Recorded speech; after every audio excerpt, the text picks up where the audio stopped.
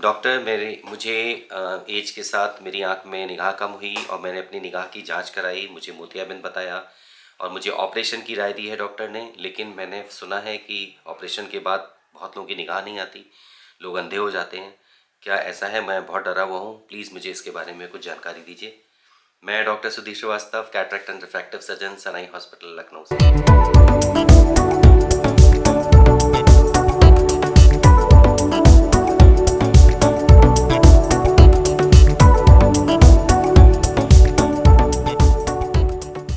आज हम इसी बारे में बात करेंगे क्योंकि बहुत सारी भ्रांतियाँ, बहुत सारे मिथ्स हमारी सोसाइटी में रहते हैं। देखिए, मेडिकल साइंस एक साइंस है, लेकिन ये मैथमेटिक्स की नहीं है कि 2+2 अगर है तो वो 4 ही होगा। हमारी बॉडी डिफरेंट है, हमारी रिकवरीज भी डिफरेंट हैं, सर्जरी के रिजल्ट्स भी डिफरेंट होते हैं हर पर्सन में, क्योंकि आपकी आँख भी डिफरेंट है। आपके 2 हाथ बराबर नहीं हैं, दोनों आँखें बराबर नहीं हैं, दोनों नाक के नॉस्ट्रल्स बराबर नहीं है, दोनों में देखिए बराबर हवा नहीं चलती। हमारी बॉडी चेंज होती रहती है, वेरी होती रहती है। तो हमारी आँखों में भी कुछ वजहें हो सकती है जिनकी वजह से हमारी सर्जरी के बाद हमारी विज़न ना गेन हो। कभी कभी वो फ्लॉ सर्जिकल भी हो सकते हैं, कभी कभी वो पहले से ही एग्जिस्ट करते हैं। तो आज हम लोग इसी बारे में बात करेंगे। पहले मोतियाबिंद क्या है इस बारे में एक बार फिर से हम लोग बात कर लेते हैं कि मोतियाबिंद हमारी आँख के अंदर नेचुरल लेंस जो एज के साथ में पहले वो क्लियर था, ट्रांसपेरेंट था और फ्लेक्सिबल था, वो अब ओपेक हो गया। अब इसके थ्रू जो रोशनी आँख के अंदर नहीं जा रही है वो हेजी होने लगता है एज के साथ में, क्योंकि जो फाइबर्स हैं वो बनते हैं एज के साथ में, वो ओपेक बनने लगते हैं और धीमे धीमे उसका कलर चेंज होता है और वो आँख के अंदर रोशनी नहीं जाने देता, जिससे कि हमारी एक तरह से हमारी आँख की विंडो क्लोज हो जाती है और हमें दिखना बंद हो जाता है। अब हमारे पास एक ही चारा है कि हम उसको फिज़िकली रिमूव करें और हम उसकी जगह, क्योंकि हम एक लेंस को ही टच कर रहे हैं, लेंस को ही निकाल रहे हैं, तो हमें उसको एक आर्टिफिशियल लेंस से रिप्लेस कर देंगे तो हमारी विज़न की क्वालिटी बेटर हो जाएगी। ये मोतियाबिंद की सर्जरी के बारे में मैंने बहुत बार बताया है और आप लोगों को इसके बारे में ऑलरेडी जानकारी होगी। अब सर्जरी के बाद निगाह का कम आने की वजह क्या क्या हो सकती हैं, इस बारे में पहले बात करते हैं कि क्या फ्लॉ होने की वजह से, पहले क्या सर्जिकल फ्लॉज हो सकते हैं जिनकी वजह से विज़न कम हो सकती है। तो सर्जिकल फ्लॉ में सबसे इम्पॉर्टेंट है कि आप कहाँ सर्जरी करा रहे हैं, इसका ध्यान रखें। क्या वो सेंटर प्रॉपरली मैनेज्ड है कि नहीं, थिएटर्स प्रॉपरली मैनेज्ड हैं कि नहीं, कहीं आप कैंप सर्जरी तो नहीं करा रहे हैं, कहीं आप ऐसी जगह सर्जरी तो नहीं करा रहे हैं जहाँ बहुत ज़्यादा रश है और कॉस्ट कट करने के चक्कर में बहुत सारी चीज़ों में कॉम्प्रोमाइज़ होता है। तो ऐसे में इन्फेक्शन की प्रोबेबिलिटीज़ हो सकती हैं। ऑल्दो हमारी आजकल जितने भी सेटअप्स हैं, चाहे वो हमारे चैरिटेबल सेंटर्स हों जहाँ पे बहुत बल्क में काम हो रहा है, जहाँ पे हाई वॉल्यूम सर्जरीज हो रही हैं, वो भी बहुत अलर्ट रहते हैं किसी तरह की कोई सर्जिकल इन्फेक्शंस स्प्रेड ना होने के लिए। लेकिन बहुत सारी चीज़ें आपके केवल इंस्ट्रूमेंट से रिलेटेड नहीं है, स्टरलाइजेशन से रिलेटेड नहीं है, क्योंकि बहुत सारी चीज़ें हम आँख में यूज़ करते हैं, हम बहुत सारे फ्लूइड्स यूज़ करते हैं, हम इंस्ट्रूमेंट के साथ बहुत सारे डिस्पोजेबल आइटम्स यूज़ करते हैं, उनकी क्वालिटी कैसी है। तो कभी कभी अगर आप हाई वॉल्यूम सर्जरी कर रहे हैं तो कॉस्ट कट करने के चक्कर में लोग कॉम्प्रोमाइज़ हो सकते हैं और वहाँ पर इन्फेक्शन ट्रैवल करने के चांसेस होते हैं। लेकिन ऐसा बहुत रेयर है आज की डेट में। आज कल कहीं पे भी आप सर्जरी कराते हैं तो इन्फेक्शन की प्रोबेबिलिटीज़, इन्फेक्शन रेट्स बहुत कम है, क्योंकि बहुत सावधानियां बरती जाती हैं, क्योंकि आँख बहुत प्रेशस होती है। तो सबसे इम्पॉर्टेंट है कि आँख में इन्फेक्शन का होना, जिससे की वजह से हमारी आँख की रोशनी जा सकती है। फिर हम जब कोई भी लेंस डालते हैं तो लेंस की में कैलकुलेशंस किए जाते हैं, कैलकुलेट किया जाता है उसकी पावर कितनी होगी जिससे कि हमारे चश्मे के नंबर्स कम से कम रहें। हम 100% पावर आँख के अंदर नहीं डाल सकते, वो पॉसिबल इसलिए नहीं है क्योंकि हो सकता है आपकी पावर कैलकुलेट करने पे मशीन आपको बताए कि सब 22.22 नंबर का लेंस लगना चाहिए, लेकिन 22.22 नंबर का लेंस तो आता ही नहीं है, या तो 22 होगा या 22.5 होगा।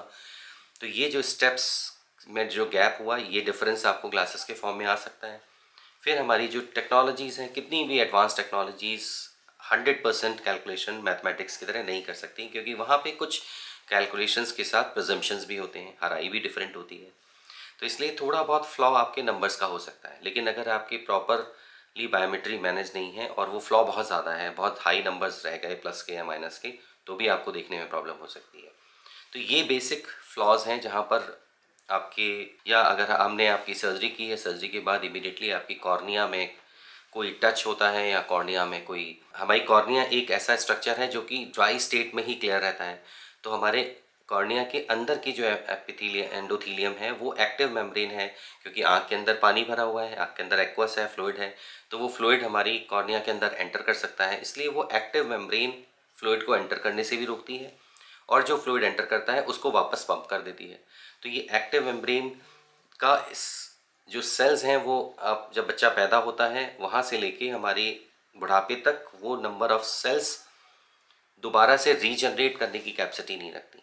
मान लीजिए अगर हमारी सेल्स की नंबर अगर 1 स्क्वायर मिलीमीटर में 6000 सेल है, जो बच्चे जब हम पैदा होते हैं वो मिडिल एज तक आते थे लगभग 2500 या 3000 सेल्स पर स्क्वायर मिलीमीटर रह जाती है। अगर वो सेल काउंट स्पेक्युलर में अगर लेस देन 500 हो गई है तो इसका मतलब हमारी आँख में जो एंडोथेलियम है उतने नंबर्स में अवेलेबल नहीं है जितना कि फ्लूइड एंटर करके वो वापस पंप कर दें, तो हमारा कॉर्निया धीमे धीमे सूजने लगता है और उसके अंदर फ्लूइड घुसने लगता है और वो धीमे धीमे ओपेक होने लगता है, क्योंकि कॉर्निया हमेशा ड्राई स्टेट में ही ट्रांसपेरेंट रहेगा। तो अगर हमारा सर्जरी के समय अगर कोई भी टेक्निक के थ्रू अगर हमारा एंडोथेलियम डैमेज हो रहा है या डेस्मेट्स डिटैच हो जा रही है तो भी आपकी विज़न में फ्लॉ आने के चांसेस होंगे, आपकी निगाह कम रहने के चांसेस होंगे।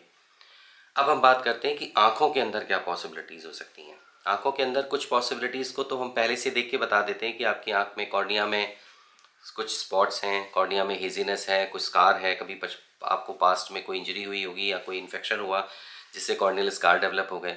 तो कॉर्नियल स्कार अगर हैं वो हम बाहर से देख लेंगे, आँख के अंदर काला मोतिया तो नहीं है, कोई मेडिसिन आपके पहले तो नहीं चल रही है, आपका लेंस अपनी जगह पे है कि नहीं, प्रॉपर पुतली आपकी प्रॉपर काम कर रही है, ये सब चीज़ें हम बाहर से आराम से देख सकते हैं और हम आपको पहले बता सकते हैं।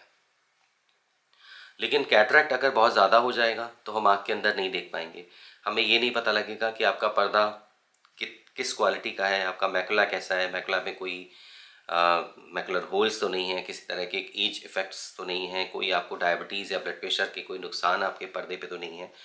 ये हम अर्ली कैटरेक्ट के स्टेज में तो देख सकते हैं, लेकिन अगर डेंस कैटरेक्ट है तो नहीं देख पाएंगे।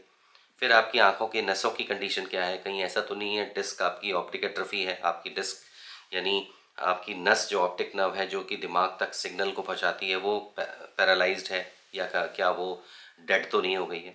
तो बहुत सारी चीज़ों को हम कैटरेक्ट अगर डेंस है तो नहीं बता सकते। वहाँ पर हमें हम कुछ हिस्ट्री से अंदाज़ लेते हैं, दूसरी आई को एग्ज़ामिन करके भी आइडिया लेते हैं, और पेशेंट को अगर पूरी तरह से आँखों के अंदर विजिबिलिटी नहीं मिल रही है तो पेशेंट को हम लोग पहले से ही आगाह भी करते हैं, उनको बताते हैं कि आपकी आँख के अंदर क्योंकि हम पर्दा नहीं देख पा रहे हैं, हम केवल अल्ट्रासाउंड करके ये देखते हैं कि पर्दा अपनी जगह पे है कि नहीं, कहीं डिटैचमेंट तो नहीं है। तो कोई मोटे तौर से फिज़िकल कोई प्रॉब्लम अगर नहीं है तो आपकी विज़न अगर में कोई फाइन अगर प्रॉब्लम होगी तो वो हम नहीं बता पाएंगे, वो सर्जरी के बाद पता लगेगा। ज़्यादातर लोग इस बात को समझते हैं। तो कभी कभी वही हो सकता है आपकी सर्जरी हो और आपको मैकुलर होल हो जो कि हम पहले से नहीं जान सकते।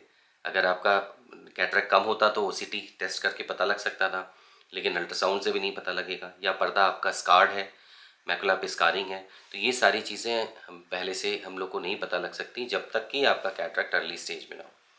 इसलिए कैटरेक्ट बहुत मैच्योर होने पे कुछ चीज़ें हमारे हाथ से निकल जाती हैं और जब हम सर्जरी करते हैं तो उसके बाद विज़न का गेन उस लेवल का नहीं होता और पेशेंट निराश होते हैं। अगर आपकी आँख ठीक है, अगर आपकी सर्जिकल प्लानिंग ठीक है डॉक्टर की, अगर उसने अच्छी तरह से एग्जीक्यूट किया है, हॉस्पिटल्स में सारी केयर प्रॉपर ली गई हैं, हॉस्पिटल इक्विप्ड है, सारे स्टरलाइजेशन के प्रोसेसेस प्रॉपरली मेंटेन किए हैं, तो विज़न ना आने का कोई वजह ही नहीं है। तो कॉन्फिडेंस से अपनी सर्जरी कराइए, लेकिन अपने डॉक्टर से ज़रूर एक बार चेकअप करा के उनसे ओपिनियन ले लीजिए, उनको पूरा थॉरो चेकअप करने दीजिए। आपके पर्दे की स्थिति अगर आपको विजिबिलिटी मिल रही है तो आप डॉक्टर भी आपकी आँख के अंदर आपके पर्दे की जांच करके वो खुद आपको बता सकते हैं, उनके साथ डिस्कस करके। हाँ, आपको अगर कोई पास्ट प्रॉब्लम रही है, कभी कोई इंजरी हुई है, कभी पहले से विज़न कम थी, तो वो ज़रूर बताइए डॉक्टर को, उस बारे में छुपाइए नहीं। अगर आपको ग्लाकोमा है तो बताइए कि मेरे को काला मोतिया या ग्लाकोमा की प्रॉब्लम है, मैं मेडिसिन डाल रहा हूँ। ये सारी चीज़ें मिल के अगर आप डॉक्टर के साथ काम करेंगे तो अच्छी विज़न आना बिल्कुल होगा। ऐसी कोई भी विज़न ना आने की कोई वजह मुझे नहीं लगती। तो आई होप कि आपको इस वीडियो से कुछ क्लैरिटी मिली होगी। ये आप ही के पूछे हुए सवाल हैं जिसका मैंने आंसर किया है। मैं हमेशा कहता हूँ प्लीज़ क्वेश्चन पूछिए और जब क्वेश्चन आप पूछिए तो उसमें एक अपना नाम ज़रूर डाल दीजिए, अपनी सिटी का नाम डाल दीजिए।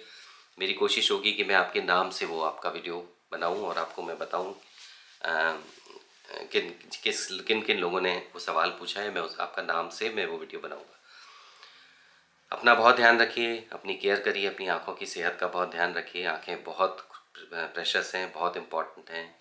और अच्छा खाइए पीजिए, अच्छे सिटीजन बनिए। नमस्कार।